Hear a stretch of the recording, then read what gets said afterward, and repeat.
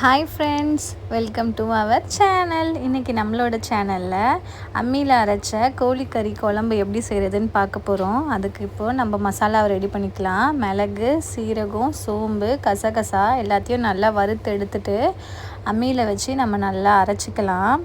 அம்மியில் அரைச்சி நம்ம குழம்பு வைக்கும் போது குழம்பு ரொம்ப டேஸ்ட்டாக இருக்கும். நீங்களும் கண்டிப்பாக வீட்டில் இந்த மாதிரி ஒரு குழம்ப நீங்கள் செஞ்சு பாருங்கள். இது ஒயிட் ரைஸு, தேங்காய் பால் சாதம், சப்பாத்தி எல்லாத்துக்குமே ரொம்ப சூப்பரான காம்பினேஷனாக இருக்கும். இந்த மசாலாவை நம்ம அம்மியில் நல்லா நைஸாக அரைச்சி இந்த மாதிரி எடுத்துக்கலாம். ஒரு பெரிய வெங்காயம் ஒன்று எடுத்துக்கலாம். அதையும் அம்மியில் வச்சு நசுக்கிக்கலாம். இந்த மாதிரி நசுக்கி எடுத்துட்டு ஒரு 100 கிராம் நம்ம சின்ன வெங்காயம் எடுத்துக்கிறோம். அதை ரொம்ப அரைக்காமல் இந்த மாதிரி தட்டி எடுத்துக்கலாம். இப்படி குழம்புல தட்டி சேர்க்கும் போது குழம்பு ரொம்ப சூப்பராக டேஸ்ட்டாக இருக்கும். எல்லாத்தையுமே சேர்த்து நம்ம இப்படி எடுத்து வச்சுக்கலாம். உங்களுக்கு எத்தனை பேருக்கு அம்மி அரைக்க தெரியும்னு எனக்கு கமெண்டில் சொல்லுங்கள். இன்றைக்கி இந்த குழம்பு எங்கள் அத்தை தான் வைக்கிறாங்க. ஒரு கடாயில் எண்ணெய் ஊற்றிக்கலாம். பட்டை போட்டுக்கலாம்.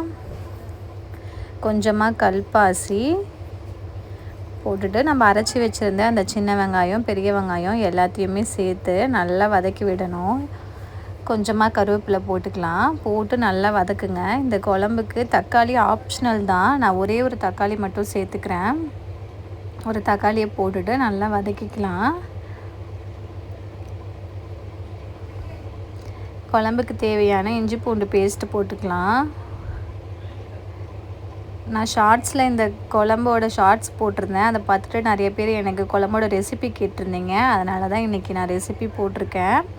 நான் ஒரு 1.5 கிலோ சிக்கனை க்ளீன் பண்ணி வச்சுருக்கேன். அதையும் போட்டு நல்லா கலரி விட்டுடலாம். போனோடு இருக்கிற மாதிரி சிக்கன் தான் குழம்புக்கு ரொம்ப சூப்பராக இருக்கும். மஞ்சத்தூள் போட்டுட்டு நல்லா இந்த மசாலாவை நல்லா வதக்கி விடணும். அந்த எண்ணெயிலே கறி கொஞ்சம் வதங்கி வரணும். கொஞ்சமாக உப்பு சேர்த்துக்கலாம். உப்பு சேர்த்துட்டு நல்லா வதக்கி விடுங்க.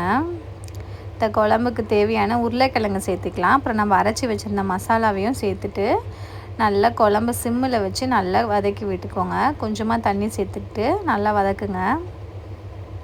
இது வீட்டில் அரைச்ச குழம்பு மிளகாத்தூள். இதையும் சேர்த்துட்டு நல்லா இந்த சிக்கனை நல்லா பிரட்டி விடணும். அடி பிடிக்காமல் நல்லா பிரட்டி மசாலா நல்லா பச்சை வாசனை போகிற அளவுக்கு நல்லா வதக்கிக்கலாம். இப்போ குழம்புக்கு தேவையான அளவுக்கு தண்ணி ஊற்றிக்கலாம்.